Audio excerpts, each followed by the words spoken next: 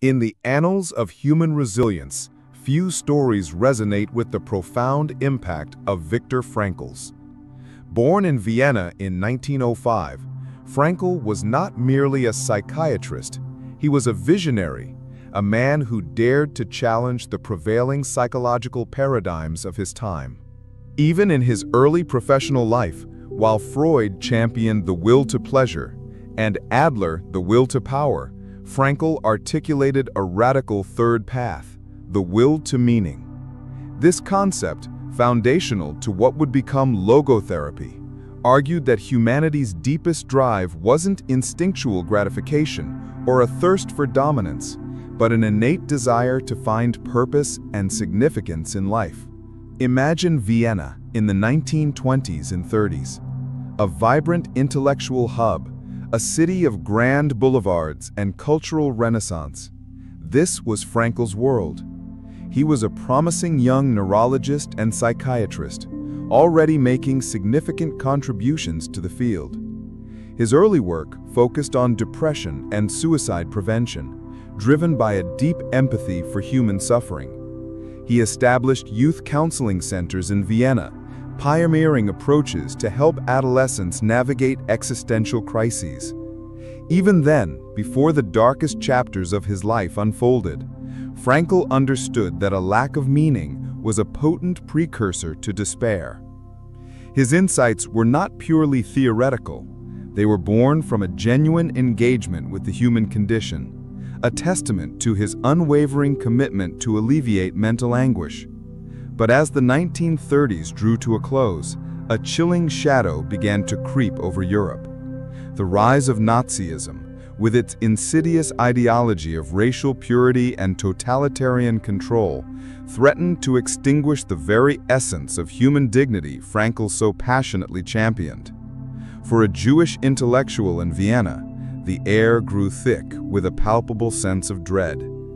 Frankl, however, remained steadfast in his work, even as the storm gathered. He continued to practice, offering solace and therapy, even when his own future became increasingly precarious. This period highlights Frankl's nascent understanding of the ultimate human freedom, the freedom to choose one's attitude in any given set of circumstances.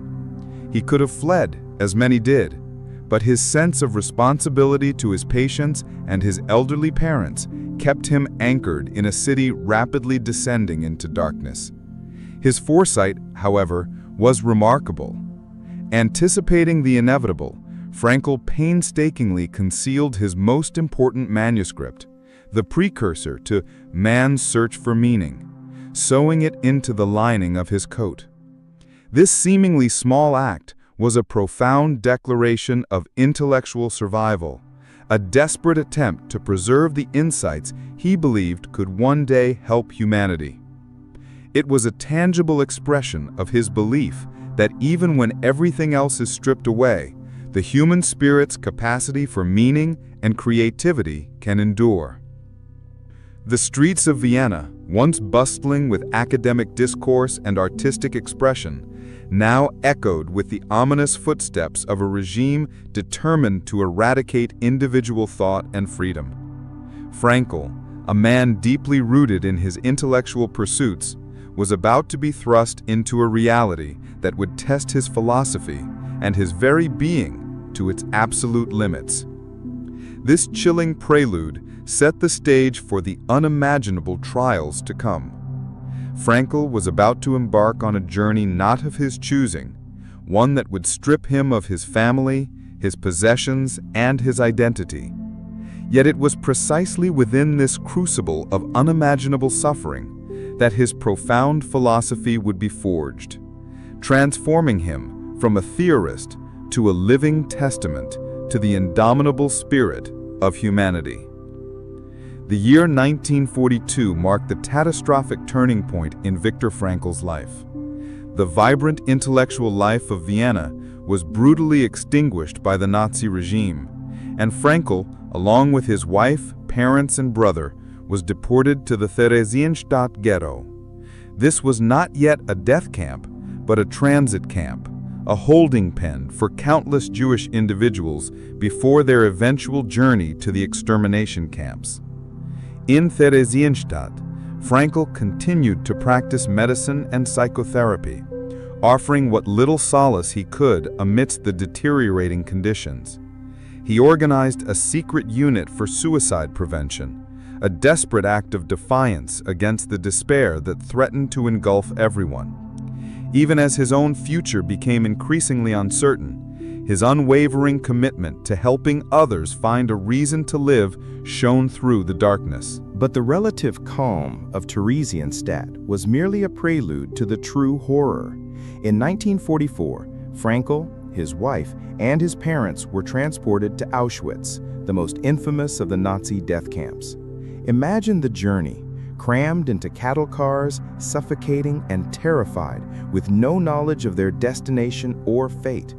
The arrival at Auschwitz was a brutal awakening. The screams, the smoke, the systematic dehumanization. It was a hell on earth designed to strip individuals of their identity, their dignity, and ultimately their lives. Frankl witnessed the unspeakable, the arbitrary selections for the gas chambers, the starvation, the forced labor, the senseless brutality that defied all human comprehension. It was in Auschwitz that Frankl's cherished manuscript, the very work he had sewn into his coat, was discovered and confiscated. This was a devastating blow, not just because of the intellectual loss, but because it symbolized the systematic stripping away of everything that defined him. Yet even in this moment of profound loss, a flicker of his philosophy began to ignite. He realized that while his physical possessions, his family, and his freedom were being stolen, his inner freedom, the freedom to choose his attitude, to find meaning in suffering, could not be taken away. This was the cornerstone of his survival strategy, an invisible shield against the psychological annihilation the Nazis intended. He observed fellow prisoners, those who succumbed to despair and those who, against all odds, maintained a semblance of inner life. He saw that even a small act of kindness, a shared crust of bread, a moment of spiritual contemplation, could infuse meaning into the most meaningless existence. This wasn't about avoiding suffering, it was about transforming it. Frankl began to conduct logotherapy on the fly, offering words of encouragement, reminding others of loved ones waiting for them or of unfinished work in the world. He spoke of the last of the human freedoms, the freedom to choose one's attitude in any given set of circumstances. This radical idea, born from the depths of human degradation, became his lifeline and the beacon for others. His experiences in Auschwitz and later in Dachau, where he was transferred, were a living laboratory for his theories. He saw men reduced to mere numbers, their humanity systematically eroded. Yet, he also witnessed extraordinary acts of selflessness, of individuals sacrificing their last piece of bread for a friend, of secret gatherings for prayer or poetry. These moments, fleeting as they were, affirmed his belief that human beings are driven by a will to meaning, and that even in the face of absolute despair, there's always a choice about how one responds to suffering. It was a harrowing, brutal education that would forever shape his understanding of the human spirit and its enduring capacity for hope. The crucible of the concentration camps, particularly Auschwitz and Dachau, was where Viktor Frankl's logotherapy truly became more than a theory. It became a lived reality. Stripped of his identity, his family, and nearly all his possessions, Frankl found himself in a world designed to obliterate the individual spirit. Yet, it was precisely in this environment of absolute deprivation that he observed the extraordinary phenomenon. Some prisoners, despite facing the same horrific conditions, managed to retain a sense of purpose and even inner freedom, while others succumbed to despair and apathy.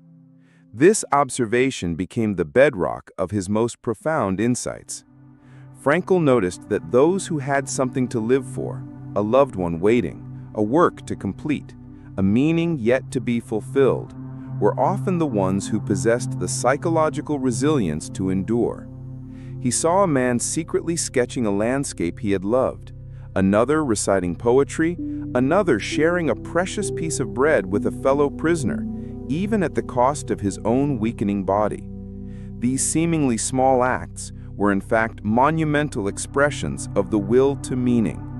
They demonstrated that even when external circumstances offered no hope, the internal world could still be a source of strength. This wasn't about avoiding suffering, it was about transforming it. His experiences underscored the core tenet of logotherapy, that the primary motivational force in human beings is a striving to find meaning in one's life.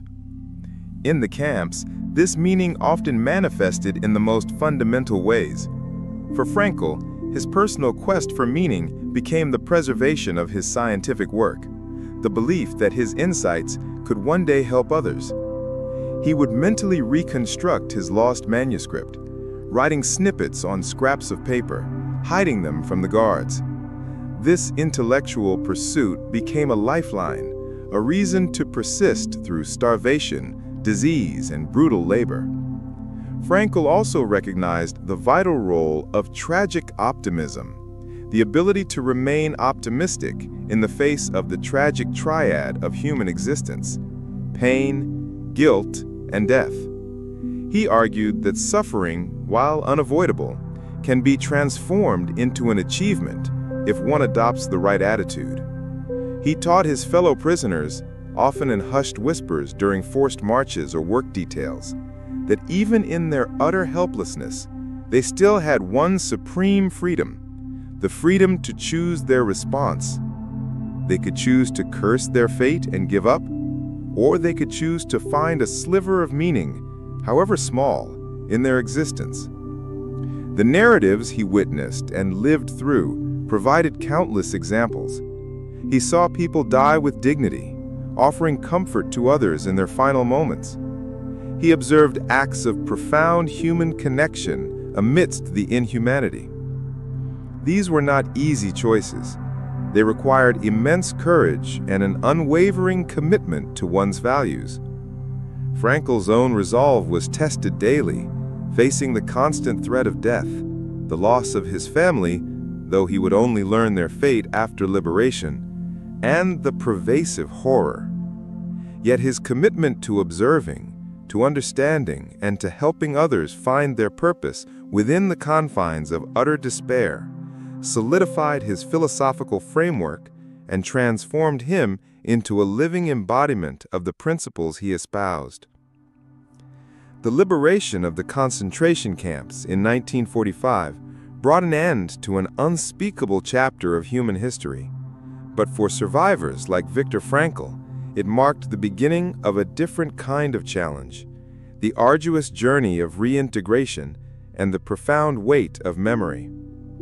Frankl emerged from the camps a free man, but forever changed. He learned that his wife, Tilly, and his parents had perished. The devastation was immense, a personal loss that mirrored the global catastrophe. Yet, even in this profound grief, Frankl's philosophy offered a path forward. He didn't deny the pain. He acknowledged it as an integral part of his story, transforming it into a catalyst for deeper understanding and a renewed commitment to his life's work. Upon his return to Vienna, Frankl immediately began the challenging process of rebuilding his life and, more importantly, disseminating his message. The manuscript he had meticulously reconstructed in his mind during his captivity became the foundation for his seminal work, Man's Search for Meaning. Originally published as Ein Psychologe erlebt das Konzentrationslager. This book, penned in a mere 9 days, was not simply a memoir. It was a profound psychological treatise born from the depths of human suffering. It articulated his observations on the human spirit's capacity for meaning-making, even in the most inhumane conditions. Its immediate impact was testament to its universal resonance. Man's Search for Meaning introduced the world to logotherapy, a therapeutic approach centered on helping individuals find meaning in their lives, regardless of their circumstances. He posited that existential frustration, a feeling of meaninglessness, was a significant cause of psychological distress in modern society. His work provided a stark contrast to the reductionist views of human nature prevalent at the time, arguing for a more holistic understanding that included the spiritual dimension, not in a religious sense, but as the realm of values, purpose, and self-transcendence. The core message was simple, yet revolutionary. We cannot always control what happens to us, but we can always control our attitude towards what happens to us. This concept, forged in the furnaces of Auschwitz, became a beacon of hope for countless individuals grappling with personal crises, trauma, or the pervasive sense of emptiness in a rapidly changing world. Frankl argued that suffering is an unavoidable part of human existence, but it is precisely in our response to suffering that we find meaning and grow. He challenged the notion that happiness is a direct pursuit, suggesting instead that it is a byproduct of pursuing a purpose greater than oneself. Frankl's post-war life was dedicated to spreading logotherapy across the globe. He lectured extensively, taught at universities, and wrote numerous books, solidifying his position as a leading figure in existential psychology. His personal journey, from a promising Viennese psychiatrist to a concentration camp survivor, and then a global advocate for meaning, gave unparalleled credibility to his theories. He wasn't just talking about resilience, he had lived it. His message resonated deeply with a world grappling with the aftermath of war and searching for new foundations for hope and purpose. Viktor Frankl's logotherapy, born from the unspeakable horrors of the Holocaust, offers far more than just a historical account of survival. It provides a powerful, enduring framework for navigating the complexities of modern life. In a world often characterized by anxiety, depression, and a pervasive sense of emptiness, despite often having material comforts, Frankl's work directly addresses this, suggesting that true fulfillment comes not from pleasure or power, but from engaging with something greater than oneself. This could be through a cause, a creative work, a relationship, or even the dignity with which one faces unavoidable suffering. For example, a person facing a severe illness might find meaning in how they choose to confront their condition, how they inspire others, or how they use their experience to foster empathy. Frankl's concept of self-transcendence is particularly relevant. It posits that human beings achieve their fullest potential not by focusing on themselves, but by reaching beyond themselves towards a meaning to fulfill or another human being to encounter. This challenges the pervasive self-help culture that often prioritizes individual happiness above all else. Instead, Frankl suggests that happiness is an unintended outcome when we dedicate ourselves to a cause or a person outside of ourselves. This can be seen in acts of altruism, creative expression, or deep interpersonal connections, all of which provide a profound sense of purpose. Furthermore, Frankl's insights into suffering resonate deeply. He wasn't suggesting that we seek out pain, but that when suffering is unavoidable, as it often is in life, we have the ultimate freedom to choose our attitude towards it. This power of choice can transform even the most challenging experiences into opportunities for growth and resilience. Think of individuals who, after experiencing profound loss or trauma, choose to dedicate their lives to advocacy or support for others. They are not defined by their pain, but by how they choose to respond to it, finding meaning in their ordeal. The enduring power of Frankl's philosophy lies in its universal applicability. It doesn't prescribe a single path to meaning, but invites each individual to discover their unique purpose. Whether in the professional sphere, personal relationships, or confronting life's inherent adversities, logotherapy offers a beacon, reminding us that even in the darkest moments, the human spirit retains the capacity to find meaning, embrace responsibility, and ultimately find an inner freedom that no external force can extinguish. Viktor Frankl's life and work culminated in a legacy that continues to inspire millions, a testament to the enduring power of his message. He passed away in 1997, leaving behind not just a body of academic work, but a profound blueprint for how to live a meaningful life, even in the face of immense suffering. His final years were spent tirelessly lecturing and writing, ensuring that the lessons learned in the death camps would serve as a perpetual reminder of humanity's deepest capabilities.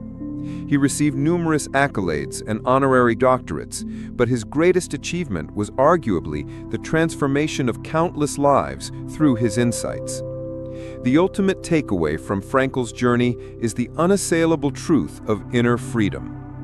Even when every external freedom is stripped away, the power to choose one's attitude remains. This isn't a naive optimism that denies the reality of pain. Rather, it's a profound realism that acknowledges pain as an unavoidable part of the human condition, yet insists on the individual's capacity to find meaning in it. Frankl taught us that true freedom isn't the absence of constraints, but the liberty to decide what those constraints mean to us and how we will respond to them. Viktor Frankl's story is a compelling call to action. It urges us to confront life's challenges not with despair, but with a quest for meaning. It reminds us that every moment, even the most difficult, holds the potential for discovering a deeper purpose.